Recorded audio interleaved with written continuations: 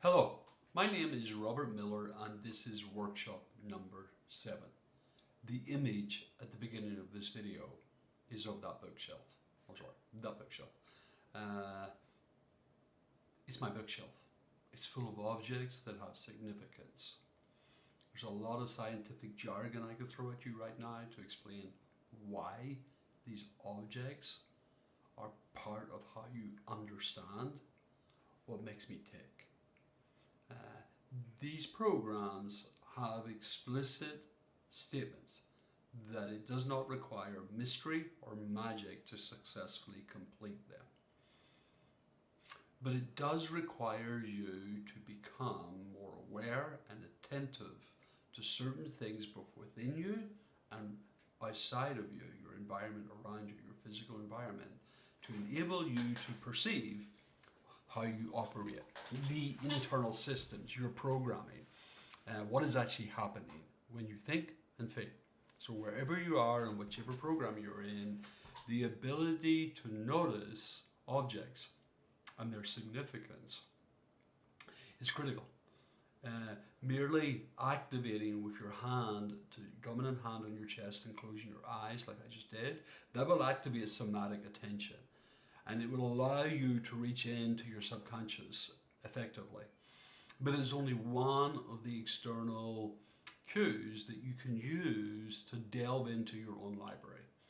Okay, your subconscious library, that thing you reach back for when you know, oh, I recognize this is familiar, I know what to do, and you have a categorical reaction.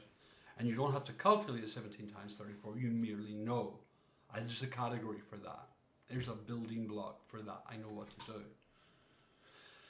A way to find those library sections, those things on the shelf that say, I'm a category in the subconscious or a cue in the somatic, is they tend to have some external objects that hint towards what's there. So, do you see the sword behind me? It is a prime example of a misnamed object. Almost everyone notices the sword. It stands out, it's sort of singular, it's by itself, so they move from the bookshelf over to the sword, and most clients ask about the sword. Most people in a meeting with me, they ask about the sword. And what happens is they project what they think a sword means. And instead of clarifying, they tell me, oh, it's blah, blah, blah, blah, blah. I see you're really into blah, blah, blah, blah, blah. And they have an overlaid set of assumptions that they project onto the sword, to the object they see. That is a normal system fault.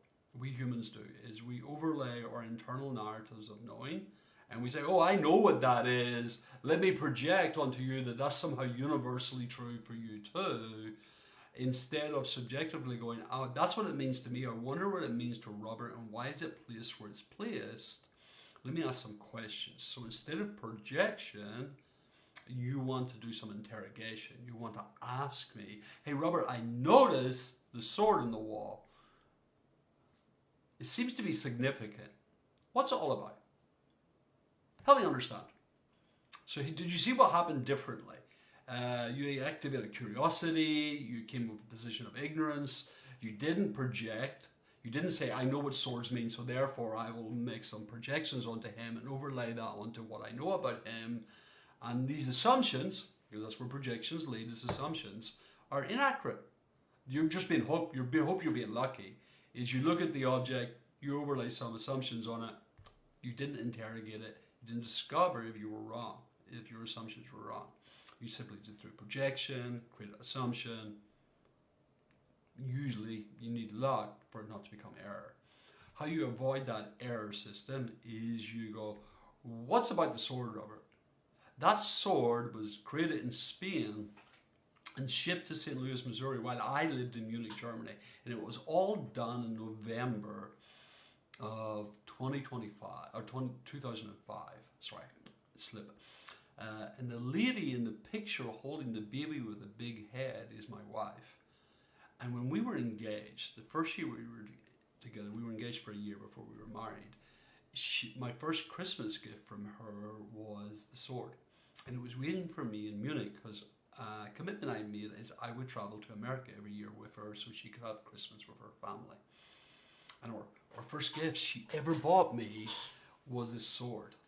It is Richard the Lionheart, an English king from the medieval times, or I think Robin Hood era. And it's a ceremonial replica made in Spain of Richard the Lionheart ceremonial sword. So we do it in parades, we do it while he's at the throne room, but it's not a battle sword, it's for ceremony. Richard the Lionheart is one of two historical kings I deeply admire. He is a flawed leader who had a great compassion for other people. He was a humanist in a time when that was really, really unusual. The other king is David from the Bible, the historical king from Israel. Another flawed leader who was deeply humanistic. The sword, it was my beloved's, before we were married, capacity to see the kind of leader I was. Deeply flawed, willing to be transparent about my flaws and limits. And in that, invite others to be flawed and limited. That sword is about limits. That sword is about being transparently limited. That sword is probably one of the most pivotal objects in this room that you can see.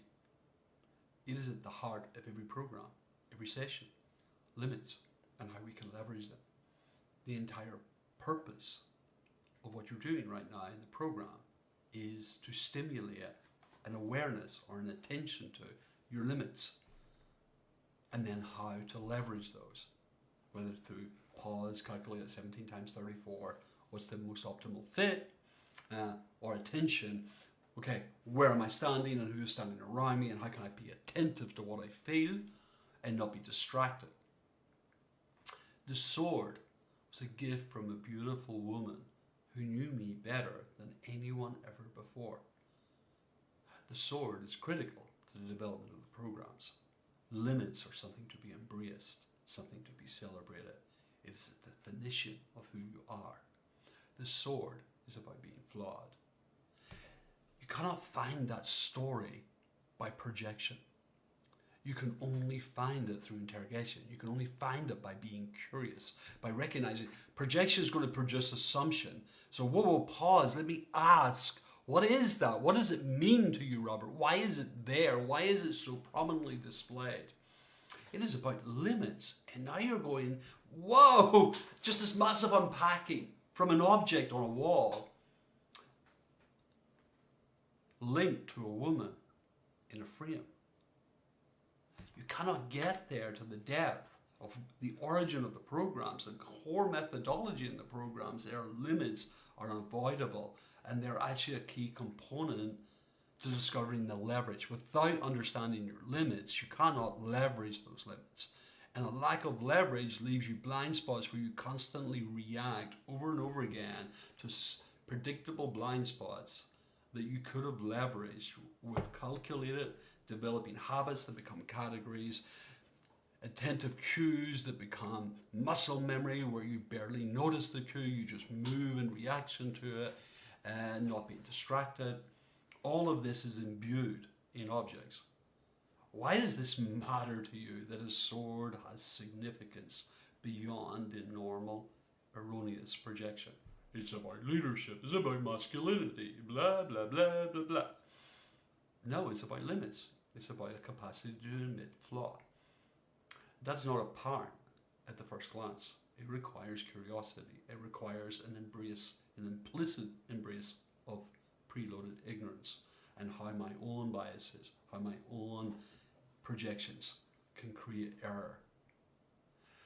All of our programs explicitly say there is no mastery or mystery or magic. Mystery or magic required to successfully complete any step in any session. That these things are things you already know how to do. These are already things that you can pay attention to physically. You already have everything you need preloaded because you're a successful human being. And because you're a successful human being, you have a pretty extensive subconscious library. That's just baseline. You have this. You have this capacity for pattern recognition. You have all of the tools you need preload it, or you couldn't have become successful. There are no lucky people out there who just consistently are lucky all the time. That's statistically improbable, close to impossible. You will lose throwing enough dice. Even though the dice don't have a memory, you will eventually lose if you throw the dice. So you were using something other than luck to become successful. And littered around your environment externally are objects like the sword, that if you can interrogate them in the context of, oh, I'm thinking about my subconscious bias, what do I see around me? And you go, oh, let me show you another one, finally. Last time I led a real organization that had staff and people, and there was a culture, and because now I am really an independent operator with people who co-op with me or contract with me, this was dominant, and every staff person had one of these. That sits on the side of my office desk, framing this entire space. And it's always just in the peripheral of my vision. If you walked into my office, it's one of the things that pops up first. Now you got to wonder, what does that mean? What do I know about this? What do I know about Enneagram? What do I know about everything I saw there? What do I know, and how do I avoid projection? We want you to interrogate your space, the physical objects, and to use those to inform you of things you already know that are embedded. Because those things become imbued with significance because deep within you is either a categorical line of thinking or a series of somatic, physical, embodied cues that have become deep muscle memory, become deep categorical thinking. And so you begin to collect objects that have somehow attached to those categories. So look around you if you're thinking bias, decision-making, action, stress, feel, goal setting, feel, that's just my leadership. Just feel for, does that feel like that? And then begin to interrogate. What does that mean to me? Why did I put it there? Ignorance will avoid projection. Everything you need is at your fingertips. Don't just assume it's internal. Avoid projection even of yourself. Oh, I know what that means. My wife bought me that. Oh, why did it get to stay? Of all the things that have traveled through your life, why is this here in the space?